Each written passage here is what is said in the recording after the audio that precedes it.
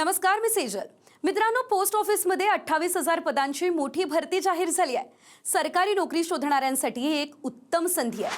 ही भरती ग्रामीण डाकसेवक GDS पदांसाठी आहे आणि यामध्ये branch post master, assistant branch post master आणि डाकसेवक ही पदं असतील. काम काय असतं तर पोस्टाचं वाटप करणं, पोस्ट ऑफिसची दैनंदिन कामं पाहणं, सरकारी योजना आणि सेवा लोकांपर्यंत पोहोचवणं हे या नोकरीचं मुख्य काम आहे. शैक्षणिक पात्रता काय असेल तर उमेदवार किमान 10वी उत्तीर्ण असावा. 10वी मध्ये गणित आणि इंग्रजी विषय असणं आवश्यक आहे आणि तुम्हाला काय येणं गरजेचं आहे त्यामध्ये तुम्हाला स्थानिक भाषा अर्थातच मराठी लिहिता आणि वाचता यायला हवी, बोलताही यायला हवी. बेसिक संगणकीय ज्ञान असणं गरजेचं. सायकल चालवता येणं आवश्यक. काही ठिकाणी दुचाकी वाहनाचं ज्ञान सुद्धा फायदेशीर ठरणार आहे.